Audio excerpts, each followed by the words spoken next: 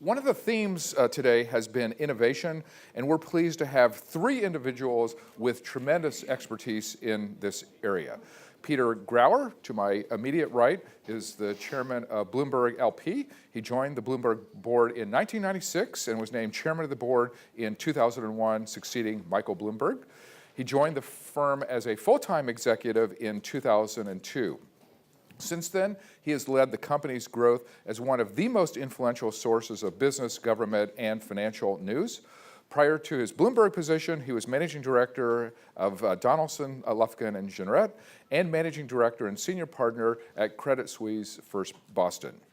Next to him is Ted Leonsis, who's the founder, chairman, and CEO of Monumental Sports and Entertainment. He is the major owner of the Washington Capitals hockey team and the Washington Wizards basketball team. And believe me, when we're discussing innovation in our nation's capital, we could use a few more Wizards, Ted. He also operates the Verizon Center in downtown DC. Prior to his foray into professional sports, he was vice chairman at America Online. He's active in many different areas. He is the founder and chairman of Snag Films, which produces and distributes documentary films, and he's had some huge successes in that area. He also serves as vice chairman of Groupon and on the board of directors of American Express and a number of other companies. He has a well-known blog called Ted's Take, which always has lots of interesting material on it. I was looking at it yesterday, and it featured a quote from Winston Churchill, which I believe one of his season ticket holders had sent to him, and the quote said, "When you're going through hell, keep going." And you know, that sounded like good advice to me. So, Bill Galston holds the Ezra Zilka Chair in Governance Studies at Brookings. He's the author of numerous books and articles on institutional reform, government performance, and various types of public policy making. He is putting out a paper today entitled Political Dysfunction and Economic Decline. We'll spend a little bit of time talking about that.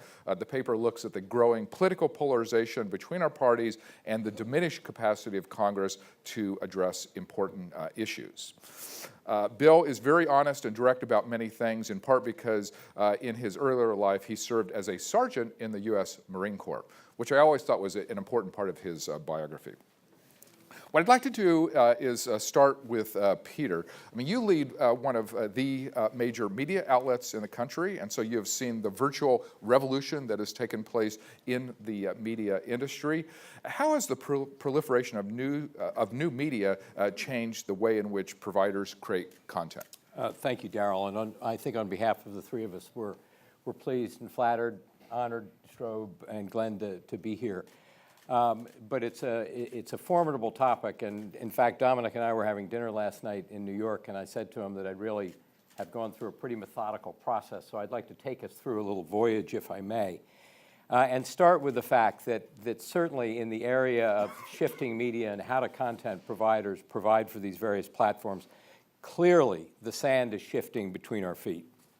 Digital revolution, as you all know, just look at you in this room. Glenn is on his iPad, Strobe is on his BlackBerry.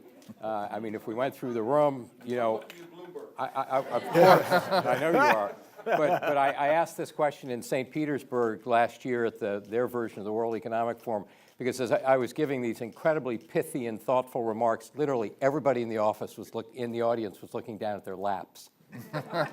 And I said, come on, give us a break. No, I'm kidding. But the digital revolution has clearly transformed how information is created, distributed, shared, and displayed. In the past, as we all know, and particularly those of us in the older generation, we received our news from offline traditional standalone media, radio, television, print sources, newspapers, magazines.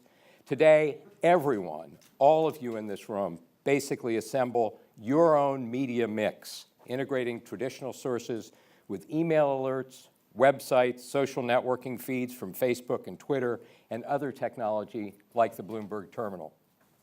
It is, as we all know, a great time to be a consumer of news.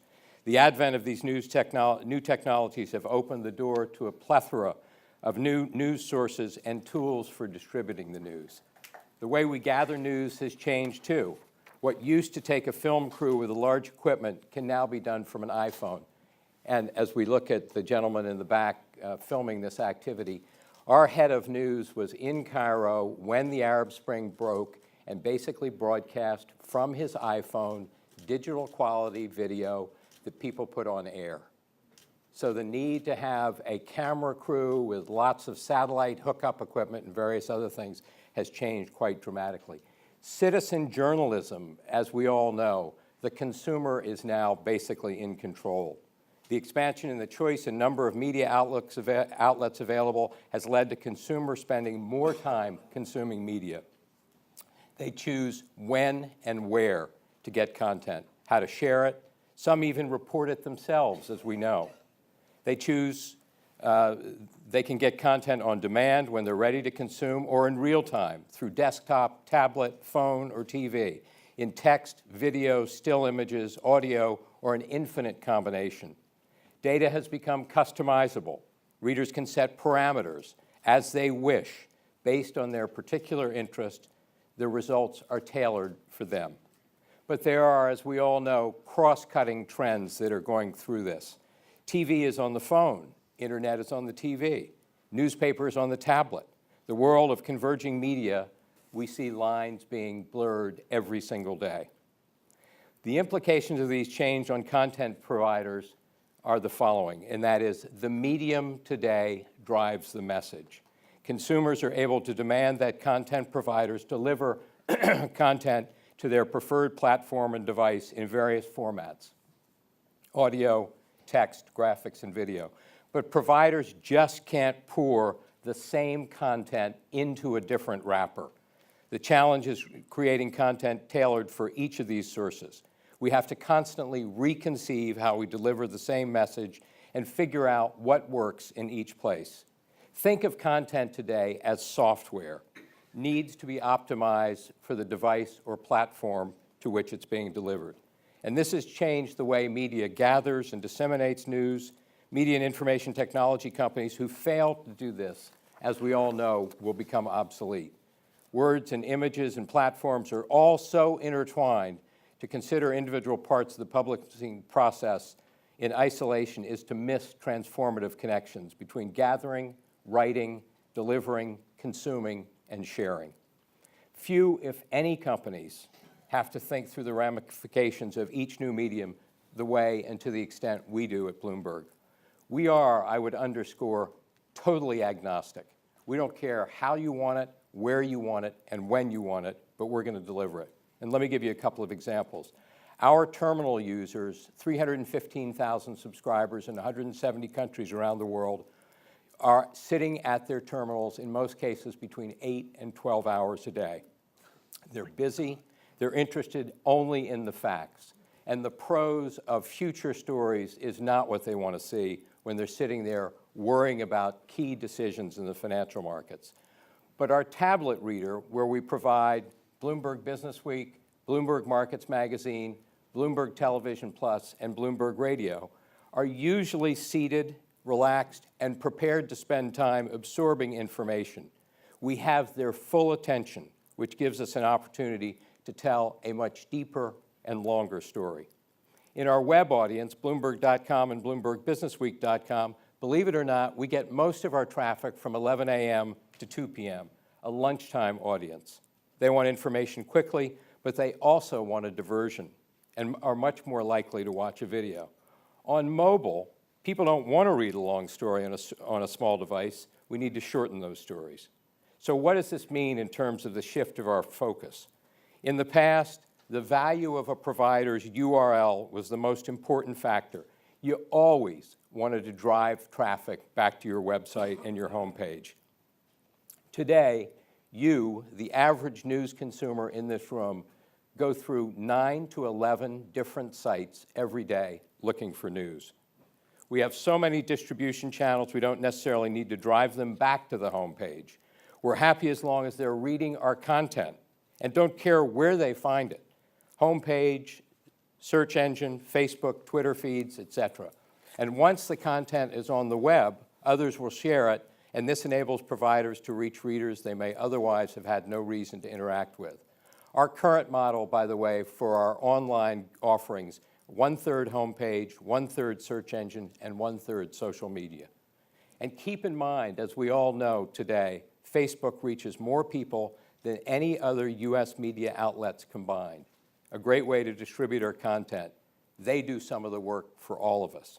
It's a very, and continues to be, a very meritocratic world where everybody is competing with everybody. The best story usually wins. This is good for us as a quality content provider and as a new player. Thank you, Peter. Ted, you work in both the technology and in the entertainment business, and you're very skilled in your personal use of social media and public outreach. For those of you who don't know, Ted has over 22,000 followers on Twitter, and anyone interested in following him can sign up at Ted Leonsis. Mine is a lot fewer than that in terms of the number of people following, so I have to admit I suffer from Twitter envy when I go onto Ted's site. So let me just ask you about social media. How are social media transforming what you do in the sports and entertainment area? And then one of the things that I think you do especially well is you talk to fans, but you also listen to fans. And so I'm also curious your views about how technology enables two-way communications and how that affects the way you do business. Well, thank you. It's an honor to be here, and it's really interesting, the Brookings Institute kind of at the epicenter of really the new economy. We forget we're living in this world where everyone lives their life on the net, and our government really initiated and launched this birth of a new economy, the internet economy. And we're living in a very sobering time right now where we're not connecting the dots well enough between government and private industry, especially to try to focus on the number one problem facing our country, which is how do we get America working again. And so what I wanted to talk a little bit about is a little round trip and lead to a political discussion about what's happened right before our eyes and how we know these facts and statistics happen, but we become numb to what the big picture change really means for us. So today there are 2.5 billion people around the world connected to the internet. 2.5 billion. The United States has 300 million internet connections. So we are becoming a very small player in an overall connected world. The changes that will drive in terms of not only social adoption and change in IP and the educational materials that are available now really will have staggering impact for us. The good news is, as from a business standpoint, it's US-based companies that have been driving the innovation and frankly the business models, and they've created great franchises.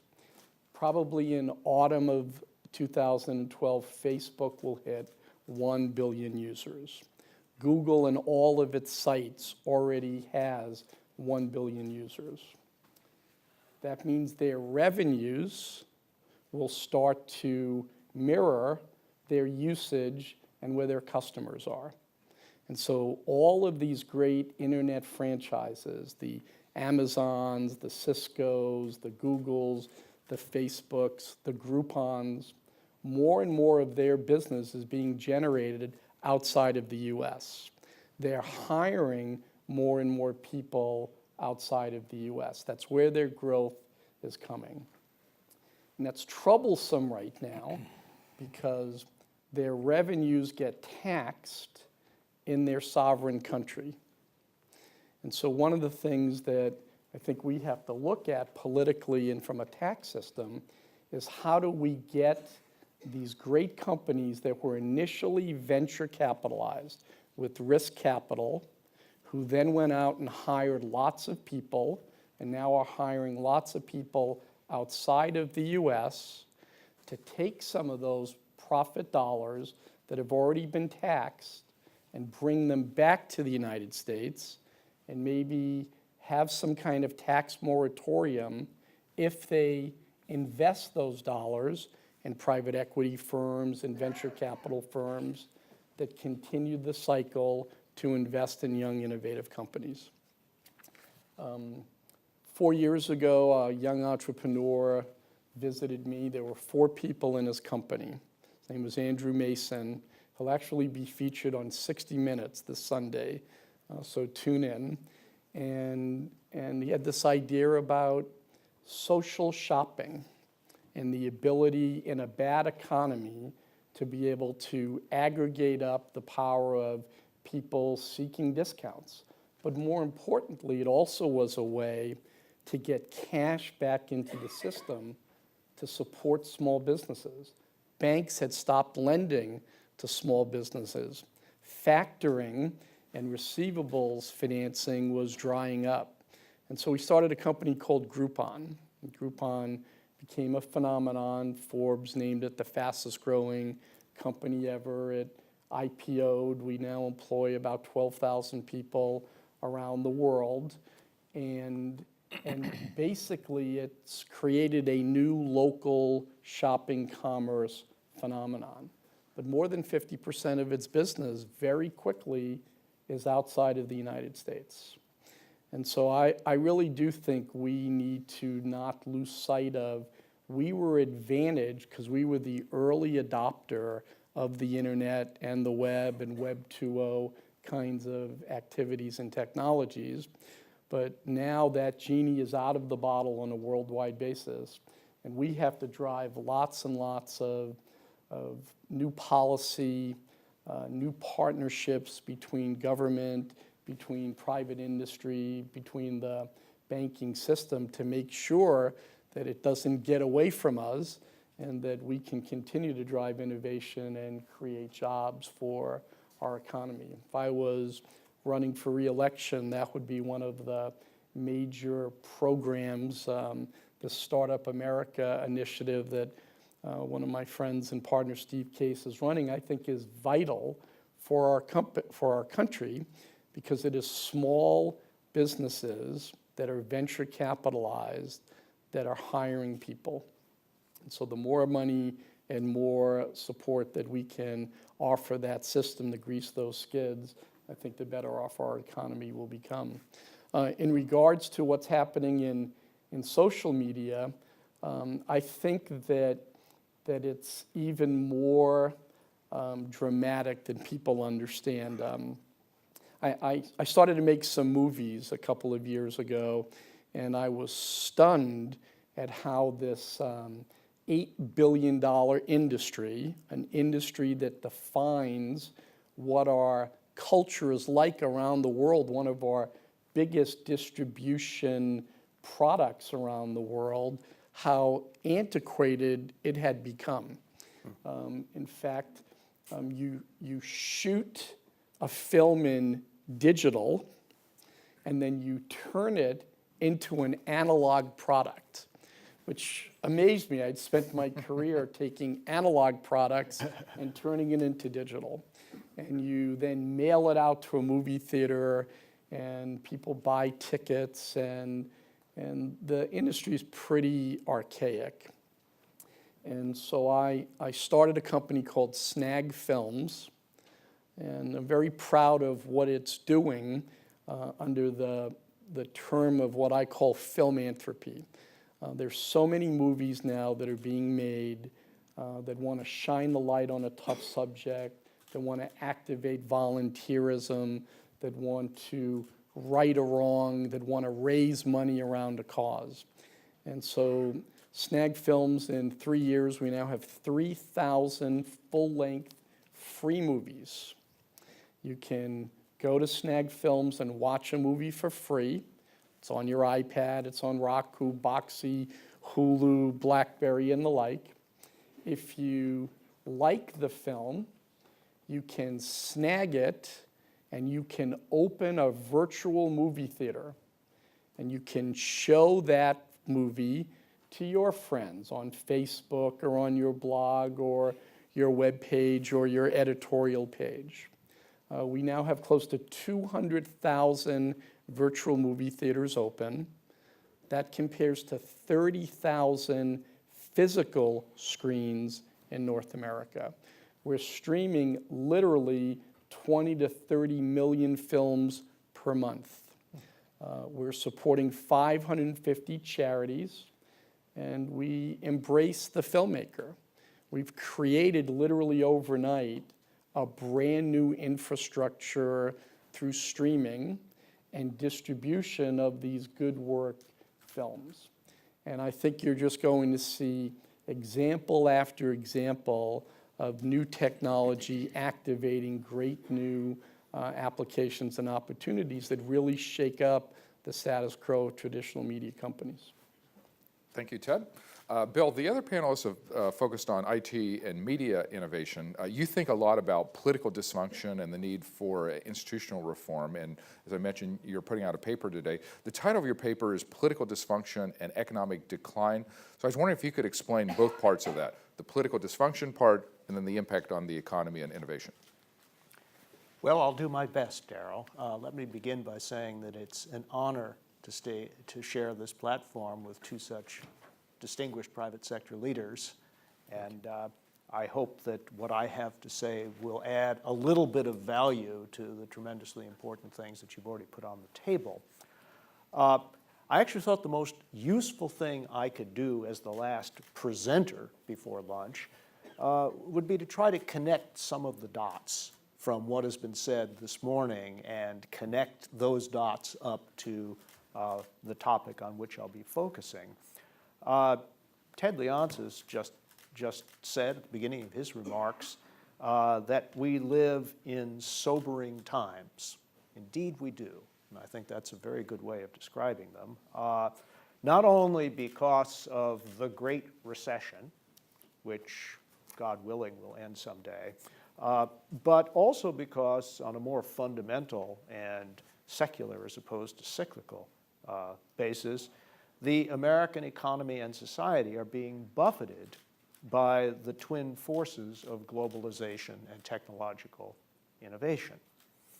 These forces are transforming our economy and our society, and they are also posing a tremendous challenge for our political system. In the face of these dizzying changes, the question is, how are we doing? How effectively are we responding? My answer to that question is not well at all. And I didn't hear a lot of dissenting views this morning. I heard various amplifications of that judgment that we're not responding very well. So what I'd like to do is just to unpack that sense that we're not doing very well in responding to these challenges by making 4 points. Point one, we are enduring a very high level of political dysfunction in our national politics. A good portion of my paper is devoted to spelling out some of the details. If anybody disagrees with that judgment, please raise your hands, and I'll be happy to go into greater detail. I don't really think it's necessary. Everybody remembers the debt ceiling fiasco, but it goes far beyond that. We heard references this morning to the atmosphere of political uncertainty that is hindering long-term investment decisions. We heard multiple references to the most serious challenges that we are really not confronting with the scope and scale that they deserve. And it occurred to me that, when I was younger, political risk analysis was something that American analysts did about foreign countries, and now it's something that foreign analysts do about the United States. This is a sea change and a very unwelcome one. My second point is this, and it is foreshadowed in the title of the paper that's being released today. Political dysfunction is the enemy of economic growth. These two processes cannot be decoupled. There is no way for the economy to go around politics. Like hell, it's something you must go through. Now, I made just a list of all of the different linkages that people this morning talked about, and it is a long, impressive, and depressing list. It includes immigration policy, education and training, infrastructure, trade, taxation, regulation, what a couple of panelists called directed public investment. Well, I'd like to ask you the following question. How on earth are we going to mobilize resources for directed public investment if we're on an unsustainable fiscal course and seem incapable of coming to grips with that simple, massive, brute fact? It's not a rhetorical question. It's a troubling question. Here's my third point, and this is really the affirmative and forward-looking section of the paper that I'm releasing today. Institutional innovation is a key, and I would say indispensable part of the response to political dysfunction. We can't sit around hoping that political leaders and political parties will join hands and sing Kumbaya around the fabled campfire. We are going to have to change institutions so that the incentives of actors within these key political systems are changed so that they will behave differently, so that they will produce better results for all of us. And in my paper, I lay out three key baskets of institutional innovation. One basket directed towards making Congress work again. I can talk about the details of that if you're interested, but it deals with everything from the confirmation process to filibuster reform to the restoration of majority rule to linking congressional pay to the performance of basic congressional duties, such as producing an annual budget on time. The second basket deals with the budget process itself. And I lay out a number of options for reforming the budget process, which was put in place, let us recall, through the 1974 Congressional Budget Act, which is almost 40 years old and worked better at the beginning of those 4 decades than it is now. And finally, reforms to the electoral process to begin the process of depolarizing our hyperpolarized and gridlocked political system. Point 4, and finally, and this is a direct response to some of the things that I heard this morning. Not only can we not decouple politics from economic policy, we cannot decouple governing politics from electoral politics. What is said during political campaigns is a very good leading indicator of what you're going to get out of the political system and not get out of the political system. And to be blunt, if it's not discussed in a campaign and it's a matter of any significance, it is extremely unlikely to happen during the governing process, during an administration. What people say matters. What the president says in his forthcoming State of the Union address matters. What appears in the platform of the opposition party later this summer matters. What is discussed in the general election matters. And I have to say, and this is my closing thought, there is an almost complete discontinuity between the very important topics that have been discussed in this room this morning and anything that has been discussed in national political discourse at a level of visibility during the past year or right now during the presidential nominating process. And these are bad leading indicators for the kind of discussion that we're likely to get in the fall. Bottom line, there are many people in this room who are capable of influencing what is discussed in our nation's politics. This is a very important election. This is a very important moment. If you want the topics that you care most about to be on the public agenda, you are going to have to act affirmatively to put them there. You know, I like Bill's idea of linking congressional pay to actually producing federal budgets on time. I mean, that might actually change the incentives in a significant way. I'd like to follow up on this exercise of connecting the dots and throw out a couple questions.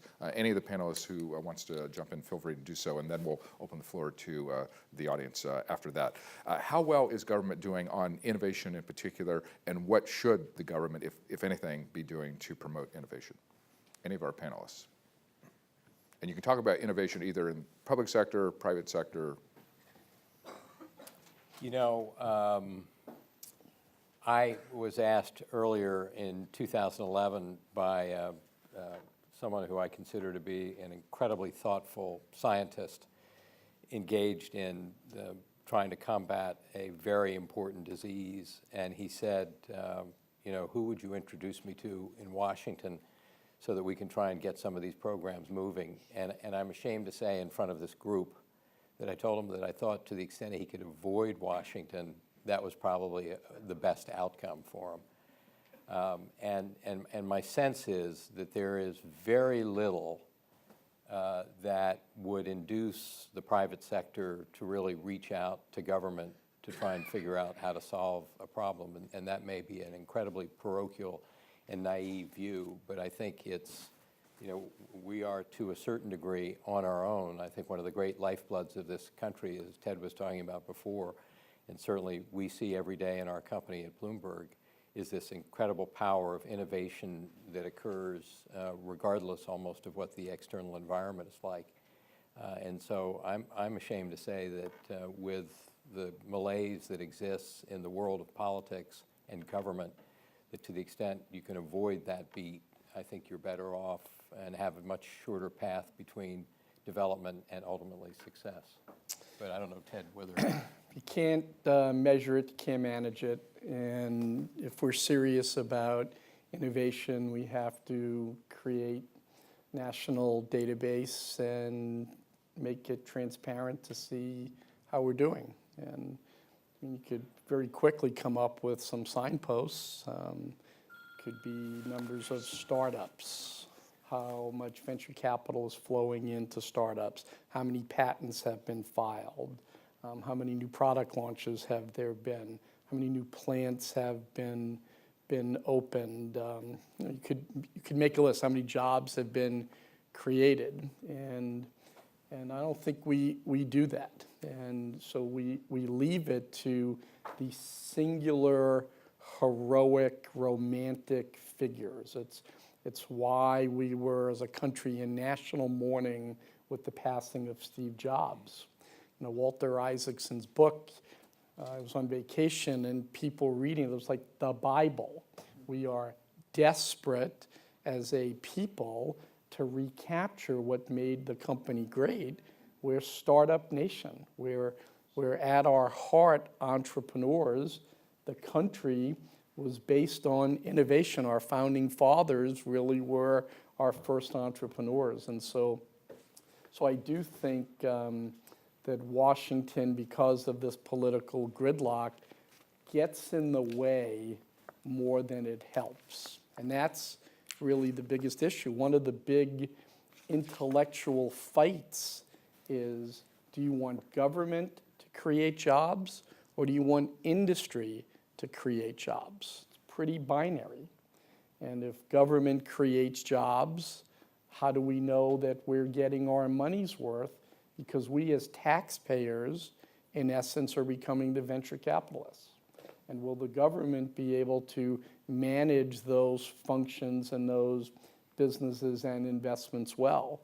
We know there's infrastructure and management and leadership on investing and trying to make these companies successful. And so, you know, I'm ashamed to say that I agree whenever I'm asked what's the best thing that government can do to help entrepreneurial business, I say do nothing, get out of the way, because speed, innovation, fresh ways of looking at things is what differentiates a startup from an institution, and the government has gone truly the other way in terms of not being able to move quickly on things and over-regulating things, especially to blunt young companies to scale. Bill? Well, I hope everybody was listening very, very carefully to those last two remarks, because they bear eloquent testimony to one of the perverse consequences of political dysfunction. And that is that important parts of the private sector, if I heard correctly, are basically giving up on government. And it seems to me that if there's any key question that we face in this day of discussion and as a country, it is whether that represents an adequate response to the challenges we face. Is it simply a matter of government getting out of the way, to quote? That may work for some purposes, but for others that throughout human history have required effective public investment, starting with infrastructure but not ending there, it's unlikely to be sufficient. I believe, Ted, you were telling a story about your inability to figure out who controls the traffic lights in Washington, D.C., which is a business issue, right? And that's a micro example of political dysfunction that has a bearing on your customers. And I could multiply example after example. And just to be contentious, I don't think it is binary, government creating jobs or business creating jobs, because there's a third possibility, which I actually think is the truth. Namely, that the environment of incentives and opportunities and prohibitions and regulations that government creates either facilitates or impairs the growth of business. And that has certainly been the case throughout American history. Go back to the 19th century, with the system of canals, facilitating commerce built through the public sector, and Henry Clay's American Plan, and all of that. The whole land-grant college system, Abraham Lincoln's finest achievement, other than perhaps winning the Civil War. In other words, the idea that the best thing that government can do is get out of the way it may be a sad truth, but it is also the symptom of a deep disease that I don't think we can live with as a country. I'm putting it just as starkly as possible. And if you don't agree, please say so. That's why we're here. I think, too, what we're seeing is a forcing of business leaders to pursue double bottom line initiatives, that you're trying to run a business, but you're also starting to run these enterprises like there were governments. Facebook is going to be China, going to have 1 billion people with some centralized command. It can communicate to its citizens in a very efficient fashion. What do governments do? They have to defend their citizens. Facebook, honestly, is concerned about its citizens' safety and security. It creates currency. Facebook is creating its own currency. We're starting to see organizations take a lot of what government should do into our own hands. Might be in a virtual way, but we really are seeing that we have to take care of our employees. Howard Schultz is on the board of Groupon and become good friends with Howard, and he basically has taken on we have to do the work. We have to be articulate and deliver the votes. We have to communicate to government, but we have to deal with our people and our customers as if we're our own governing body. And if we can be exemplars in the way we run our businesses, maybe that's a good proxy for what we should be asking for government. I was mayor of my town for several years, and in Florida. And, I learned a lot about local government. And then when I was president of AOL, I used to say I'm running the fastest growing city in the world. We would go from 1 million to 4 million to 7 million to 12 million people. And governing really is a function of focusing on the vital few. And what I think has happened is that there's so much noise in our system right now that we've lost sight of what the big vital deliverables of the government is. And you're absolutely right.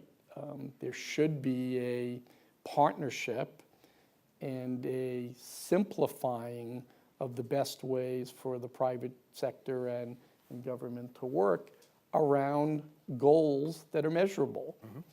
And that's the thing that I keep coming back to. If you're a small business, mid-sized business, biggest industry in the world, you have shared goals and metrics. And you, on a daily, weekly, monthly, quarterly basis, you can review to see how you're doing. And the company with the biggest budget of all time, we don't do that. Right. And I just don't get it.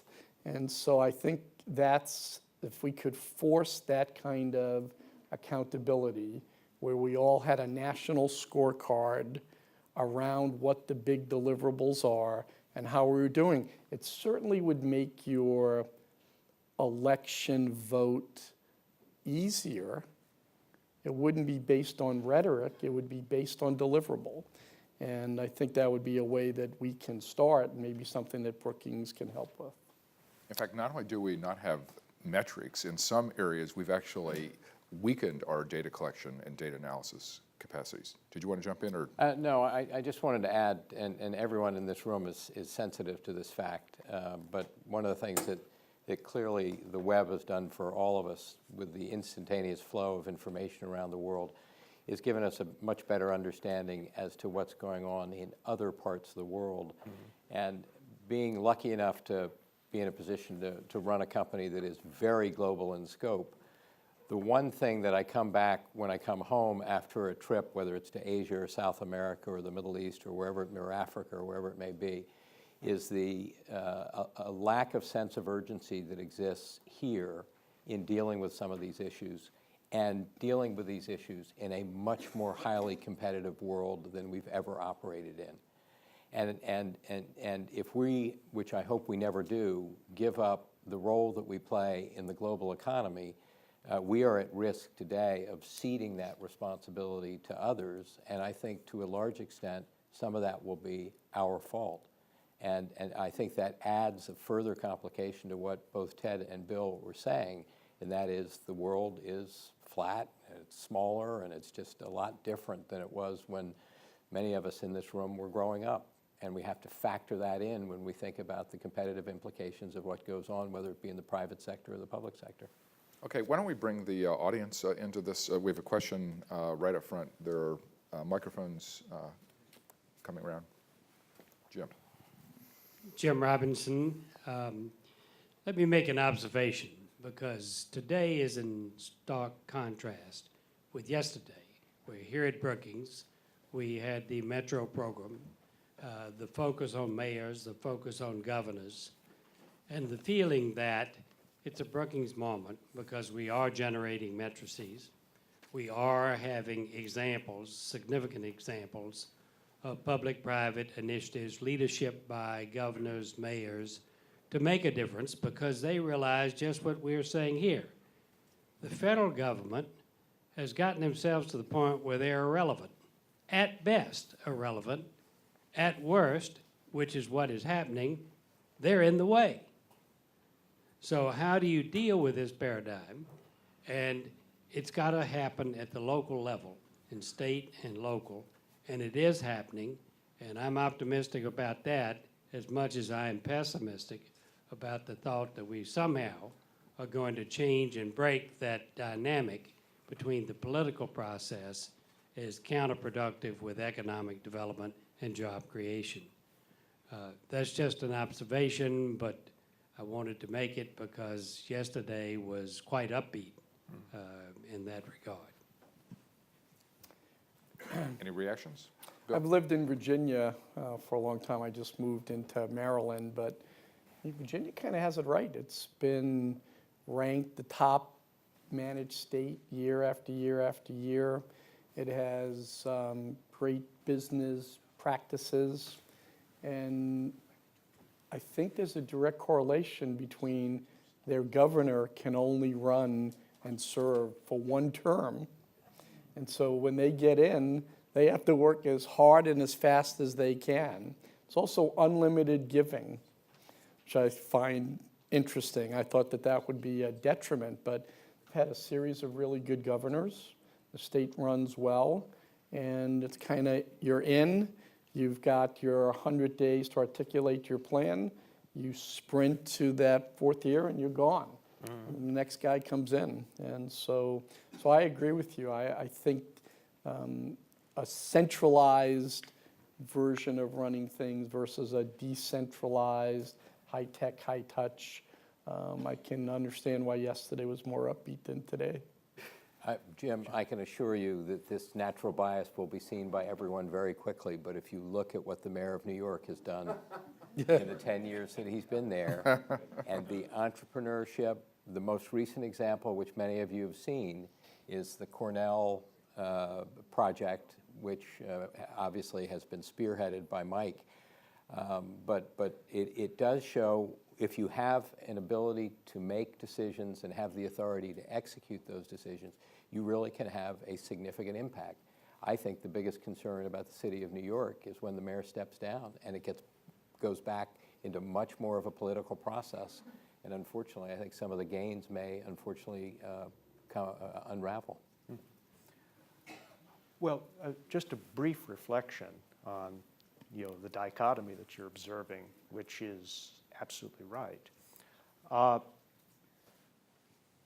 Under our constitutional system, there are certain large policy questions that only the federal government is empowered to address, and many of those questions have an impact on economic growth and innovation. I was listening this morning, as I'm sure everybody else was.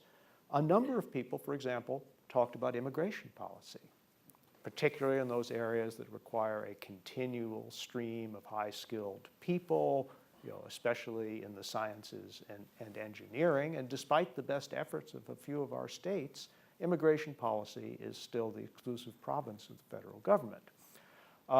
And the last time I checked, states and localities did not have the power to negotiate trade treaties, the absence of which can have a very important debilitating effect on export opportunities, et cetera, et cetera.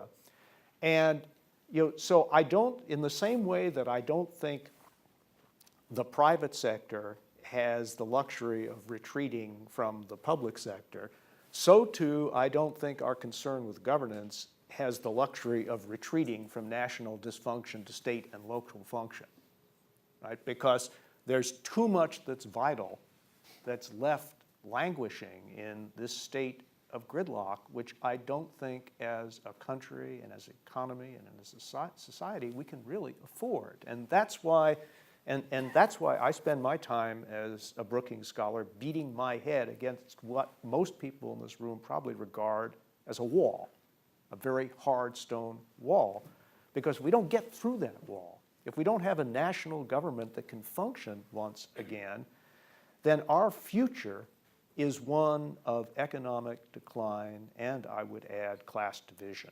I don't think that's a future that anybody in this room would like to see. If we say innovation, job creation are the deliverables, then we say, well, we need math majors. We need to graduate more than 20,000 mathematics PhDs per year. Algorithmic work is the basic building block of everything that we're building in the new economy, from financial systems to media to marketing, it doesn't matter. We graduate 20, 30,000 students per year, and so if we said that's important, then we would embrace bringing in more students who are mathematics, PhDs, and getting them to stay here and work for our companies. Let's not forget Sergey Brin, who's co-founder of Google. They've hired a lot of people. They've built a lot of value. His father was a Russian immigrant, came to University of Maryland, he's an instructor at University of Maryland. And my dad's a Greek immigrant. He was a waiter. He wasn't a mathematician. But I just think that the discussion becomes politicized and gets away from the basic, what are we trying to accomplish? And right now, the economy and unemployment are the two big drivers of the malaise that the country is under. And so, we put people on the moon. We've been productive in Manhattan projects. Mayors have proven that they can organize and turn major economies around. We can do it. I just think that you have to hold people accountable for what it is that we want done, and then hold their feet to the fire to get those vital few things built. Okay, we have time for one more question right here. Antoine.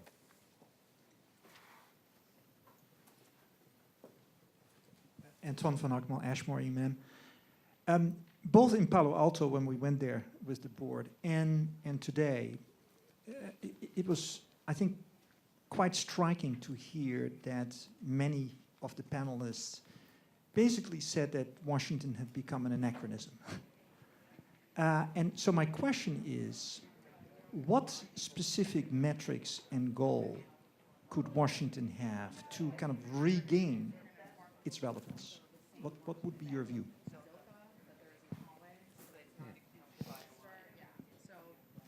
GDP, knocking down unemployment, having a quality of life index. Bhutan has a happiness index. We're now the 13th least happy nation in the world. I do think that we can rally around some very, very important things. We've done it locally.